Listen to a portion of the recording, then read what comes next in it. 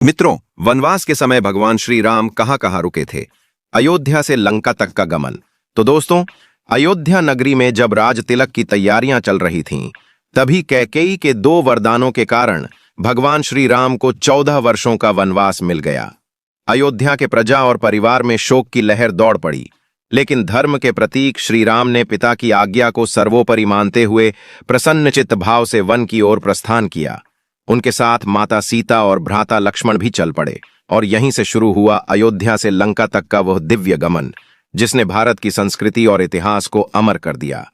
अयोध्या से निकलकर राम, सीता और लक्ष्मण ने पहला रात्रि विश्राम तमसा नदी के किनारे किया। यहां उन्होंने पहली रात खुले आकाश के नीचे बिताई और राम ने लक्ष्मण से कहा कि अब से हमारा जीवन तपस्वियों जैसा होगा। अगले दिन वे श्रृंगवेरपुर पहुंचे, जहां निषाद राज गुह ने उनका आत्मीय स्वागत किया। गुह राम के प्रति इतनी श्रद्धा रखते थे कि उन्होंने उन्हें राजा के समान सेवा दी।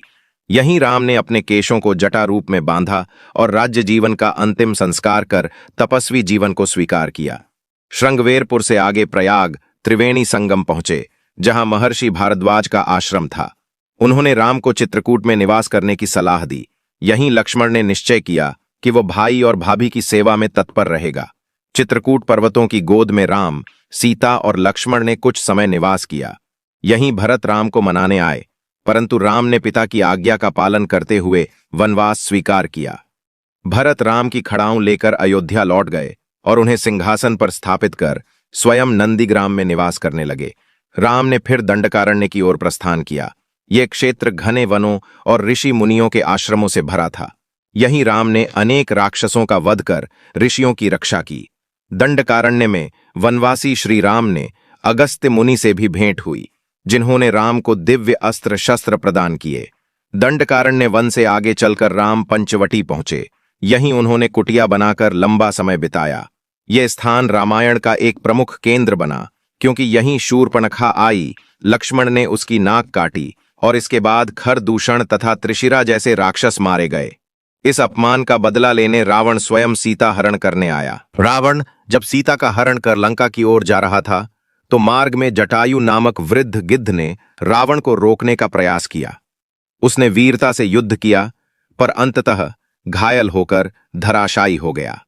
राम को जब जटायु मिला, तो उन्होंने उसे पुत्रवत स्नेह दिया और क्रियाकर्म कर अंतिम सम्मान दिया। सीता की खोज में आगे बढ़ते हुए राम और लक्ष्मण शबरी के आश्रम पहुंचे। वहां भक्ति की अनुपम मिसाल देखने को मिली। शबरी ने प्रेम पूर्वक झूठे बेर राम को खिलाए और भगवान ने प्रेम की उस मिठास को स्वीकार किया। शबरी के निर्देश पर राम ऋषमुख पर्वत पहुंचे, जहां उनकी भेंट हनुमान से हुई। हनुमान उन्हें सुग्रीव के पास ले गए। राम ने सुग्रीव से मित्रता की, बाली का वध किया और सुग्रीव को किष्किंधा का राजा बनाया।